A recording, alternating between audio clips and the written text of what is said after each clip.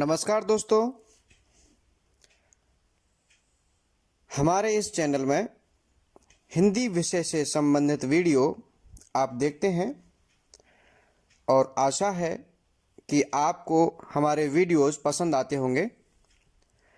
तो वीडियो देखने से पहले आप हमारे चैनल को सब्सक्राइब करना ना भूलें। इसी श्रृंखला में आज हम अध्ययन करेंगे कक्षा 10वीं क्षितिज भाग 2, इसका पाठ तुलसीदास। तुलसीदास जी की रचना रामचरितमानस से लिया गया एक अंश, राम लक्ष्मण परशुराम संवाद। तो हम इस पाठ का अध्ययन करने से पहले इस पाठ की भूमिका समझ लेते हैं, जिससे कि पाठ के पदों का भाव ठीक तरह से समझ में आ जाए। राम लक्ष्मण परशुराम संवाद। जैसा कि पाठ के शीर्षक से पता चलता है कि इस पाठ में राम, लक्ष्मण और परशुराम इन तीनों का संवाद है, वार्तालाप है। कहानी उस समय की है इसमें जब राजा जनक की पुत्री सीता के विवाह के लिए स्वयंवर होता है।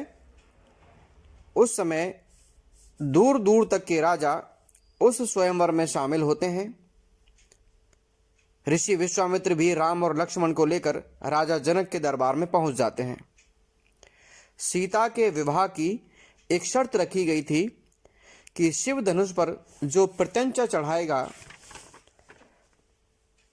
उसी से सीता का विवाह होगा। वहां उपस्थित राजाओं ने भरसक प्रयास किया, लेकिन कोई भी राजा उसमें सफल नहीं हो सका।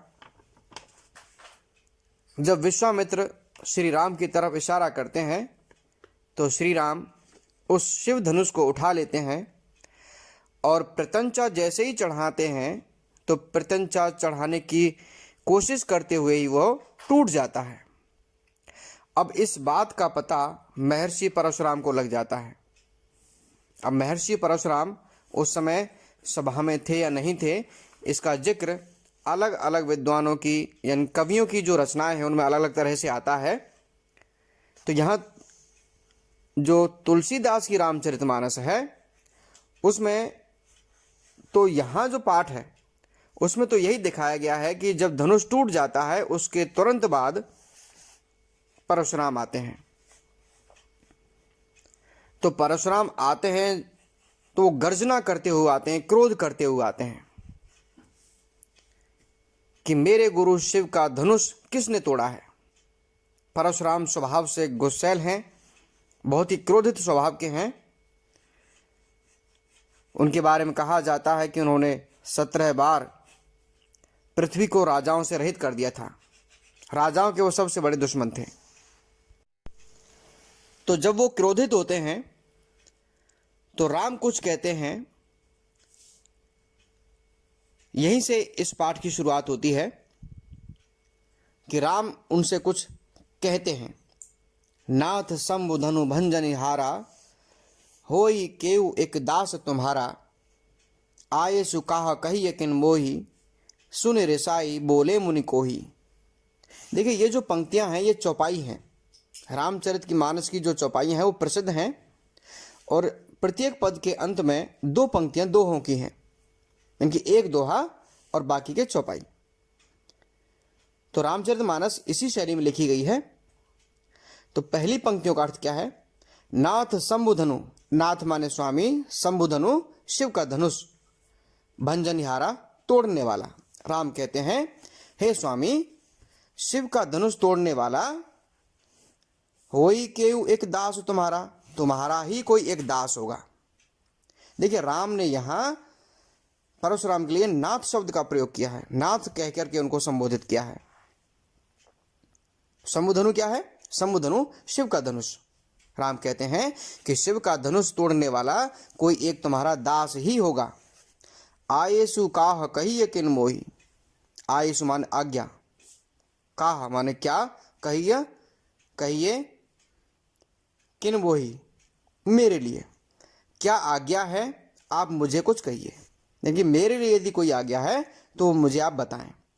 सुन रिसाई बोले मुनि कोही, सुन रिसाई, कोही, कोही माने क्रोधी, रिसाई माने क्रोधित होकर, यानी इन बातों को सुन करके क्रोधित होते हुए क्रोधी मुनि बोले।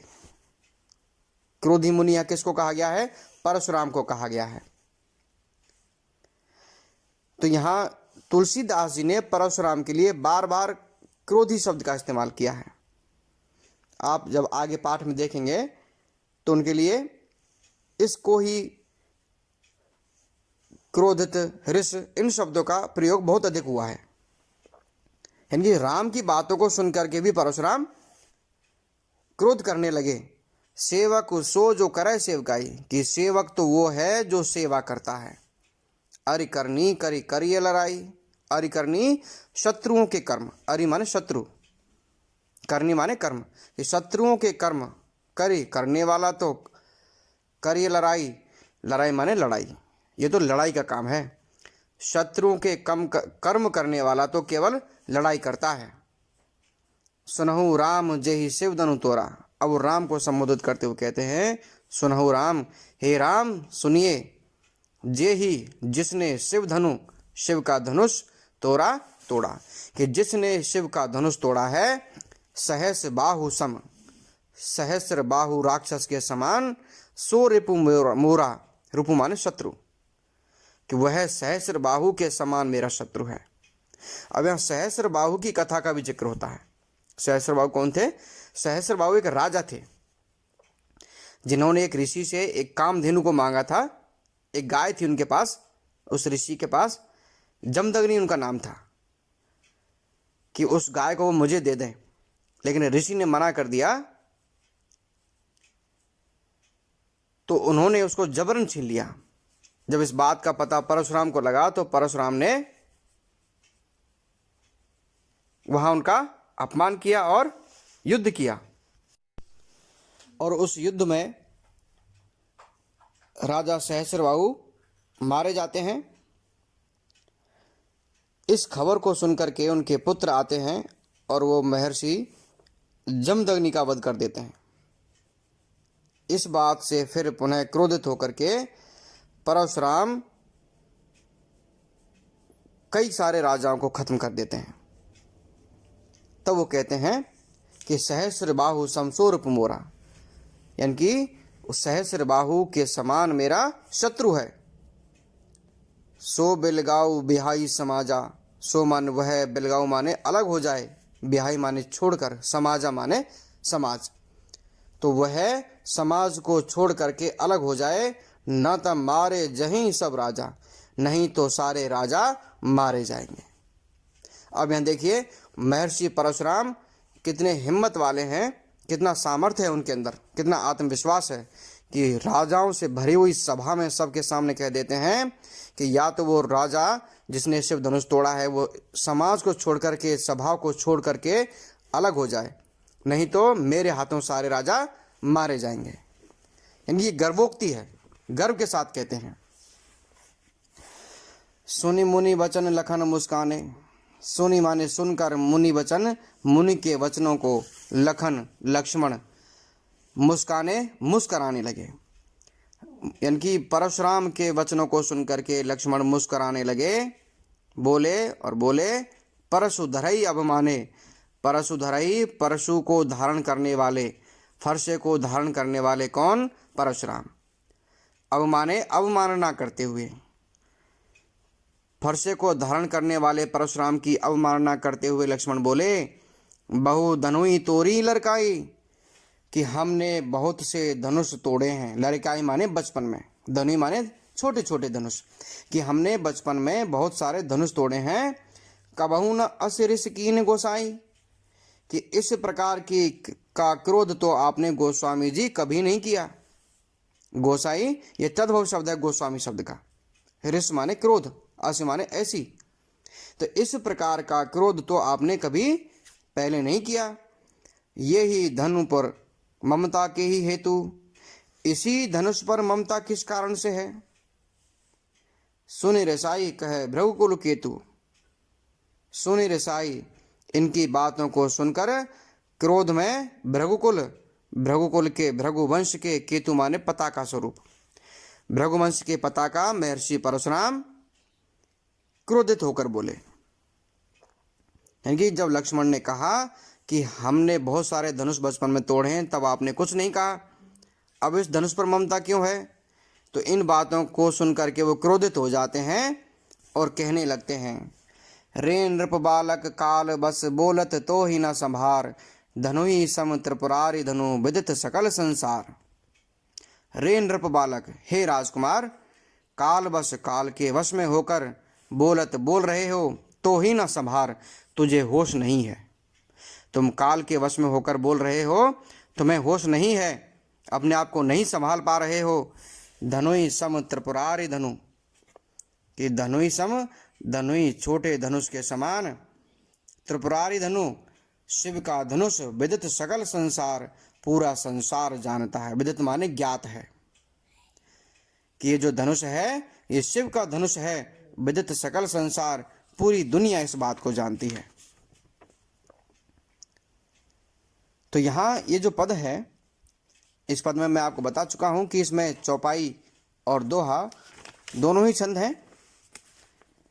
इसमें जो भाषा है वो अवधी है और बड़ी ओजपूर्ण भाषा है।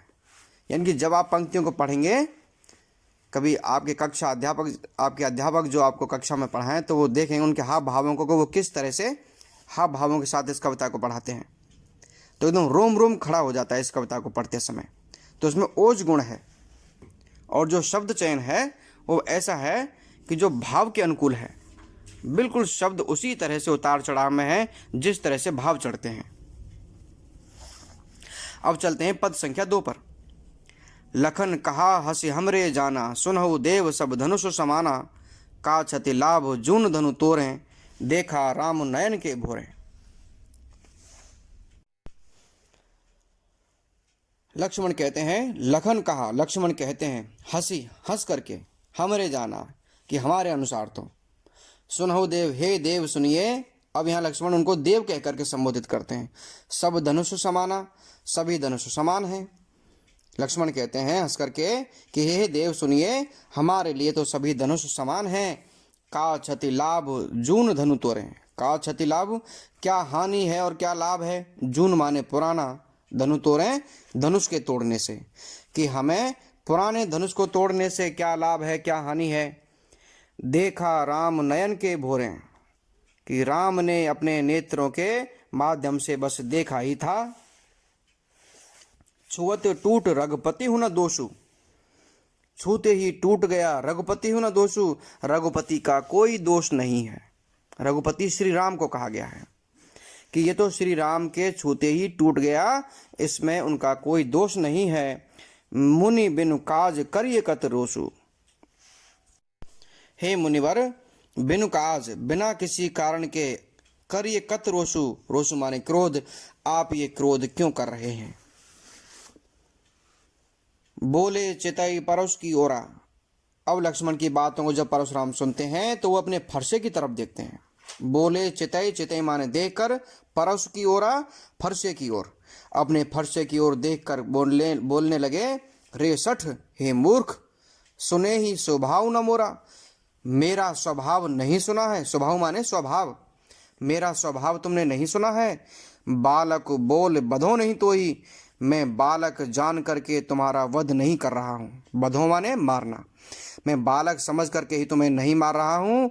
केवल मुनि जड़ जान ही मोही, तुम मुझे केवल मुनि मान रहे हो, कि तुम मुझे केवल निरा मुनि ही समझ रहे हो।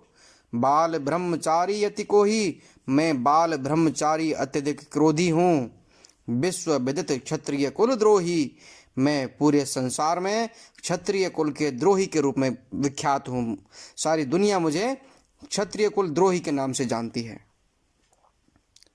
यानी कि यहाँ पर जो परशुराम है वो गर्वोक्ति करते हैं, अपने बल का और अपने नाम का, अपने यश का बखान करते हैं।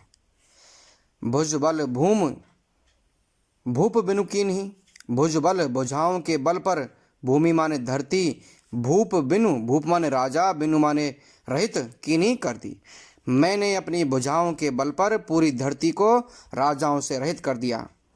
विपुल बार महिदेवन दीनी, विपुल बार अनेक बार, महिदेवन महिदेव ब्राह्मण, दीनी दे दी। मैंने अनेक बार धरती को ब्राह्मणों को दान में दे दिया।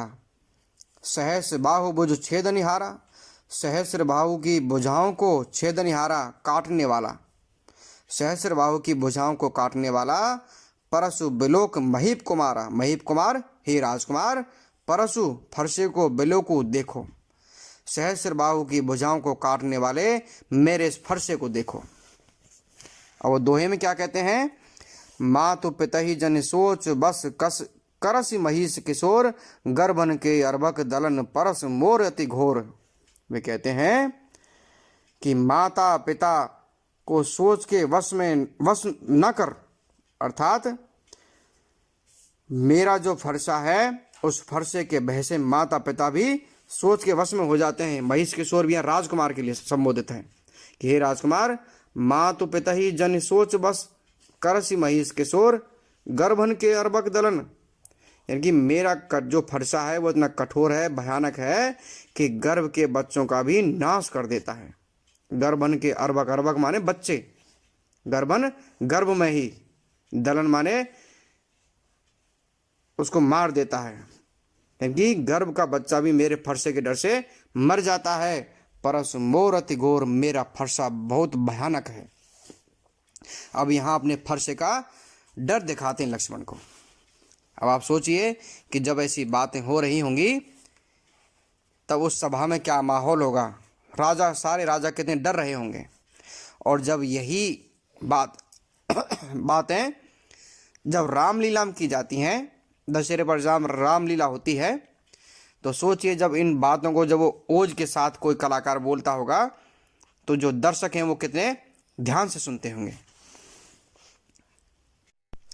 अब पद संख्या 3 में क्या होता है आइए देखते हैं। बेहसी हंस करके लखन लक्ष्मण बोले मृदुवाणी, मधुर वाणी में बोले। लक्ष्मण हंसते हुए मुस्कुराते हुए मधुर वाणी में बोले, अहो मुनीषु महाभट मानी। अहो माने अरे, मुनीषु हे मुनिवर, महाभट माने महायोद्धा, मानी मानते हो। हे मुनिवर, आप तो अपने आप को महान योद्धा मानते हो। अब यहाँ देखो, यहाँ जो लक्ष्मण की जो कला है बात करने की वो व्यंग्यपूर्ण है। वो बात बात में चुटकी भरते हैं उस परशुराम को चिढ़ाने के लिए कि आप तो अपने आप को महायोद्धा मानते हैं, पुनि पुनि बार बार मोही मुझे देखाव कुठारू, कुठार दिखाते हो, फरसा दिखाते हो, कि आप बार बार मुझे फरसा दिखाते हो।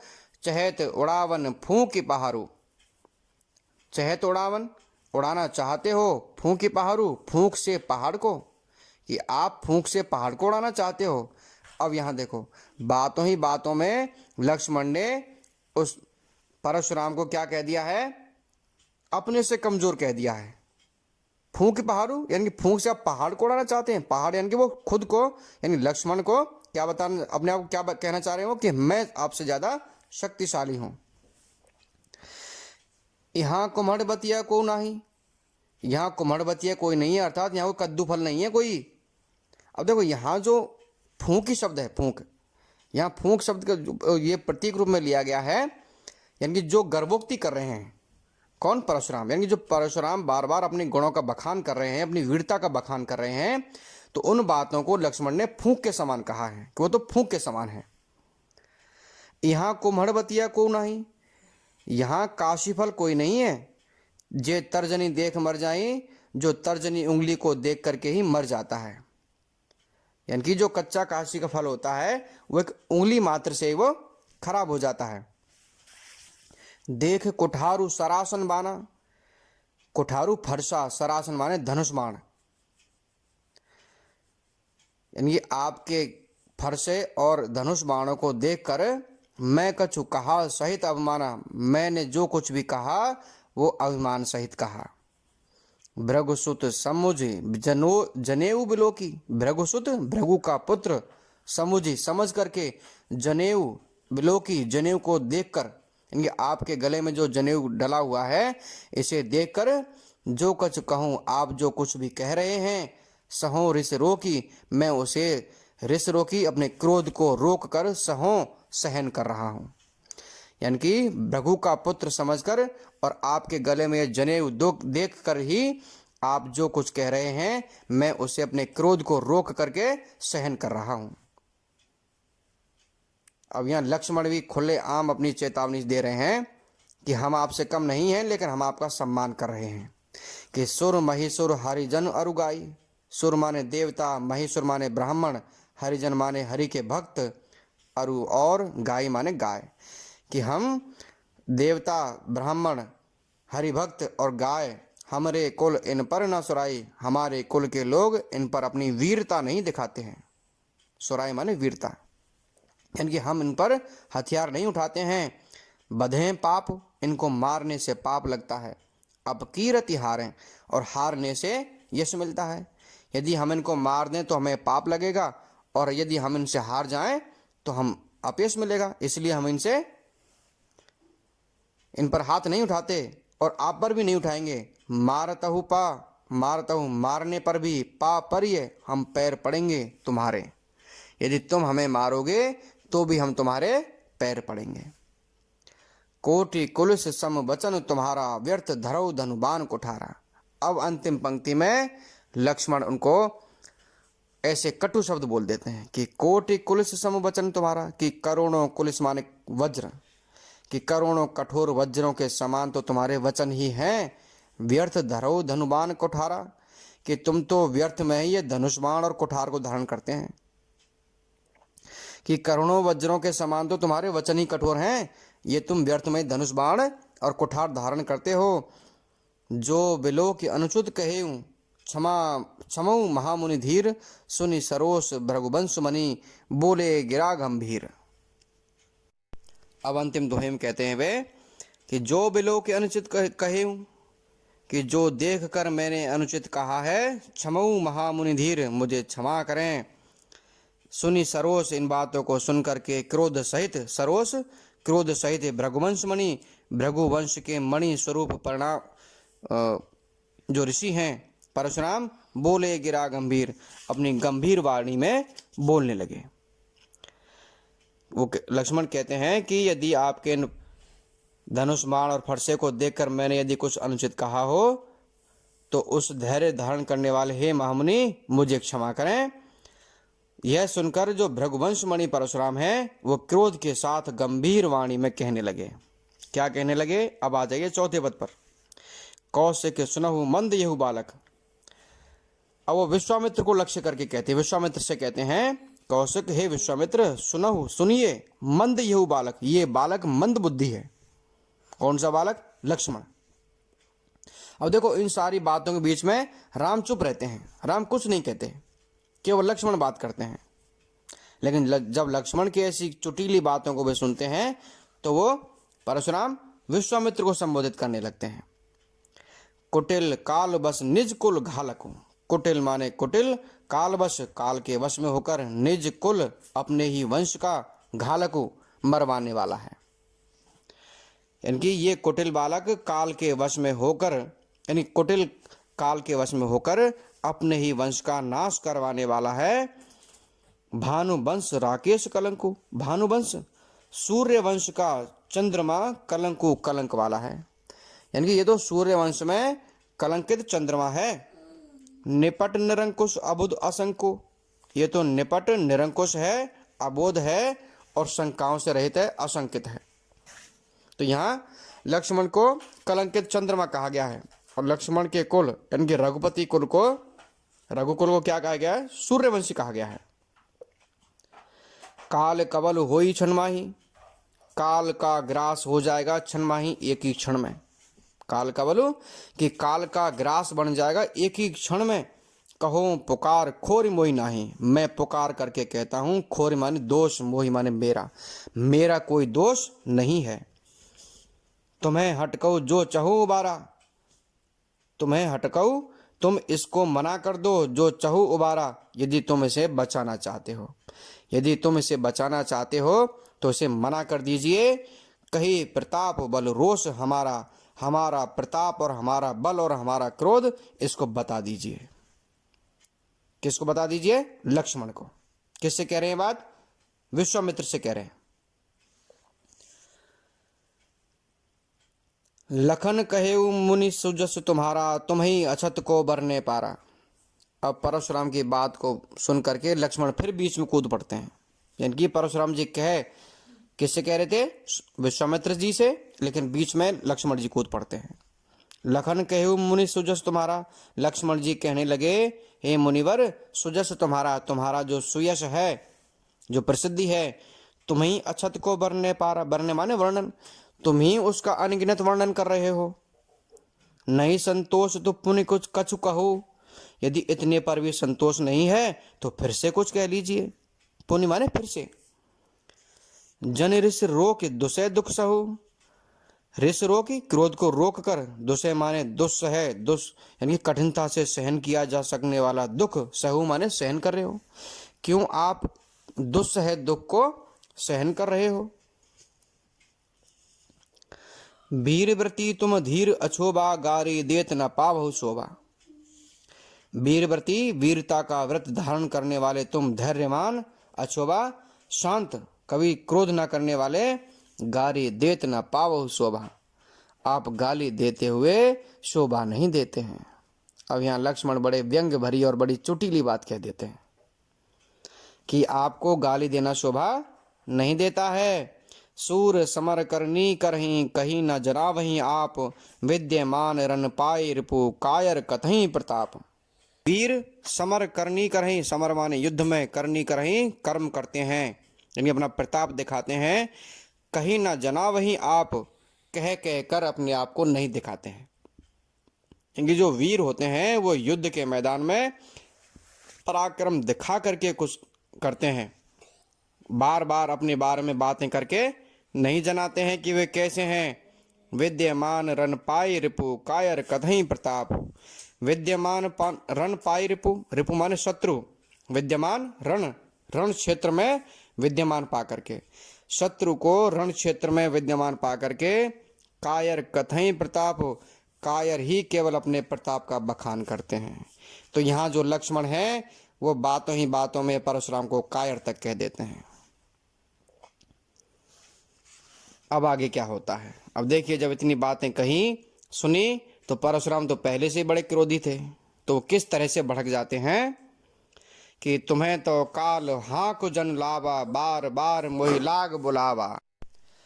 परशुराम कहने लगे कि तुम्हें तो काल हाँक जन लावा, कि तुम्हें तो लगता है काल हाँक करके लाया है, अर्थात तुम्हें तो काल ही यहाँ पर खींच कर लाया है। बार बार मोहि लाग बुलावा, बार बार जो मुझे बुलावा दे रहा है। सुनत लखन के वचन कठोरा, लक्ष्मण के कठोर वचनों को सुन करके परस सुधारे, अपने फरसे को सुधार कर धरेव कर घोरा भयानक को धारण कर लेते हैं। भयानक फरसे को सुधार करके अपने हाथ में धारण कर लेते हैं, ठीक तरह से उसको पकड़ लेते हैं। अब जन दे दोष मोहि लोगु, अब भले ही लोग मुझे दोष दें। कटुबादी बालक बद जोगु, कटु बोलने वाला ये बालक वध करने योग्य है, बद जोगु वध करने योग्य है। बाल बिलो की बहुत मैं बाँचा, बाल बिलो की, बालक समझकर बहुत मैं बाँचा, मैंने बहुत बचाया, बालक समझ करके मैंने तुझे बहुत छोड़ा। अब ये हूँ मरनिहार वहाँ साचा, लेकिन अब ये मरने के लिए पूरी तरह तैयार है। कौशिक कहा क्षमी अपराधु। अब बात जब आगे बढ़ने लगी तो ऋषि विश्वामित्र कहने लगे, क्षमी अपराधु, अपराध को क्षमा कर दीजिए। बाल दोष गुण गण ही न साधु, जो साधु लोग होते हैं वो बच्चों के गुण और दोषों को नहीं गिनते हैं। कि जो सज्जन लोग हैं, साधु लोग हैं, वो बच्चों के गुण दोषों को ध्यान में नहीं रखते हैं। खर कुठार, खर माने दुष्ट, कुठार माने फरसा, मैं अकरुण, करुणा ना करने वाला, को ही क्रोधी। मेरा जो फरसा है वो दुष्ट है और मैं करुणा ना करने वाला हूँ, क्रोधी हूँ। आगे अपराधी गुरुद्रोही, और मेरे आगे गुरुद्रोह का अपराधी खड़ा है। उतर देत छोड़ो बिन मारे, केवल कौशिक शील तुम्हारे, कि हे कौशिक, हे विश्वामित्र, मैं केवल तुम्हारे शील गुण के कारण ही इसको बिना मारे छोड़ रहा हूं।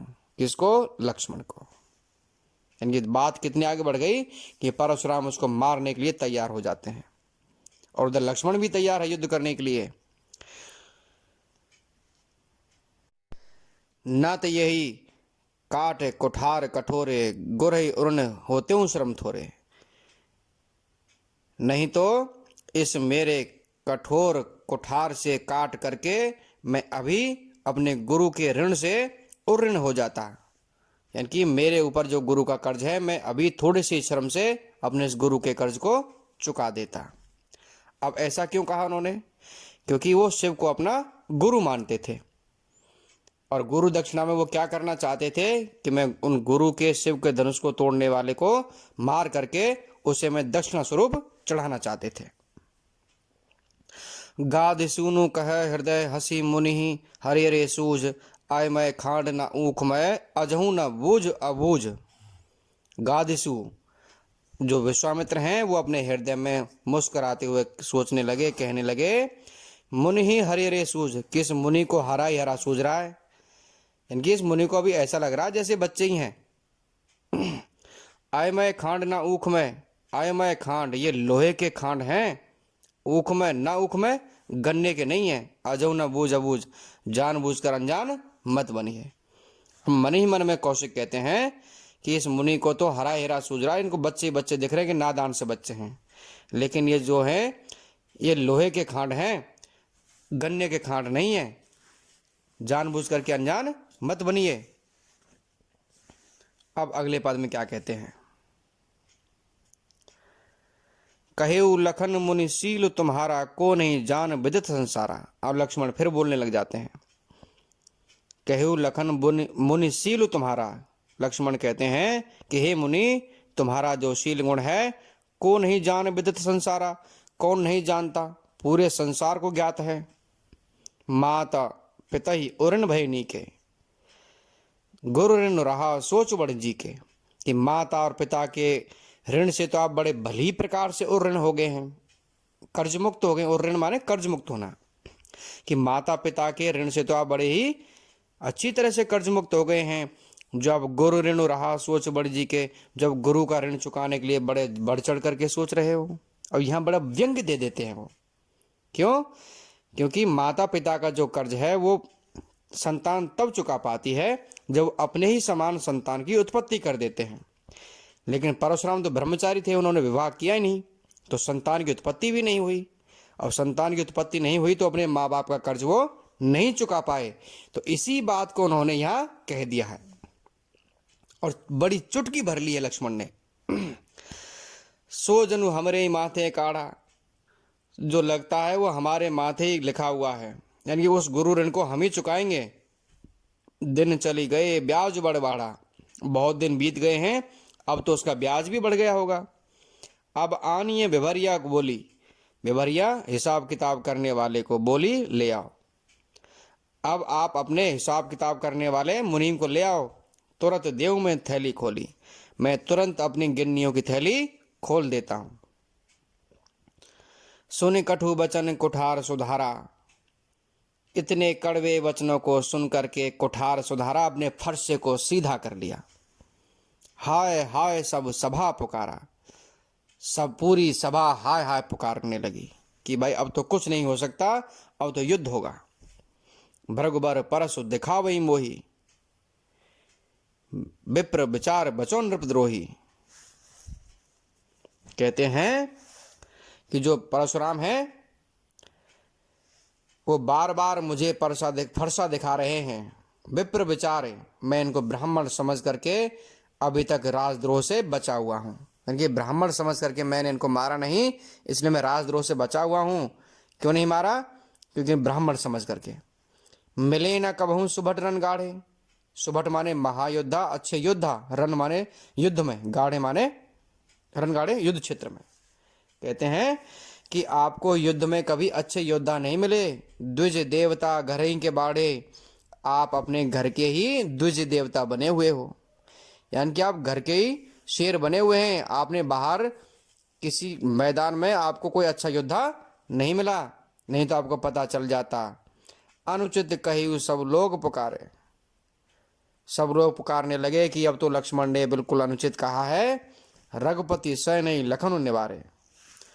अब लक्ष्मण जी कि इन ऐसी बातों को सुनकर के राम को लगा कि अब तो कुछ मामला अधिक बढ़ने वाला है। तो रघुपति श्री राम ने और अपने प्रेम भरे नेत्रों से लक्ष्मण की तरफ देखा। लखन उतर आहुति सरिस, भृगुबर कोप कृशानु, बढ़त देख जल सम बचन, बोले रघुकुल भानु। लक्ष्मण के उत्तर कैसे थे? आहुति के समान, यानी कि जैसे जब हवन करते हैं तो उसमें आहुति जो सामग्री होती है, जो हवन सामग्री होती है, उससे अग्नि भड़क जाती है। ऐसे ही लक्ष्मण के इन अग्नि बढ़ाने वाले इन उत्तरों को सुन करके भृगुबर कोप कृशानु और ऋषि विश्वामित्र के क्रोध को बढ़ता हुआ देखकर जल सम वचन, जल के समान शीतल वचन वाले रघुकुल भानु, रघुकुल के सूर्य श्री राम बोलने लगे। अब यहां पर आपका पाठ खत्म हो जाता है। तो जब कभी आपको मौका लगे तो आप रामचरितमानस से इससे आगे वाले पदों को और पढ़ लीजिएगा, आपको बड़ा आनंद आएगा।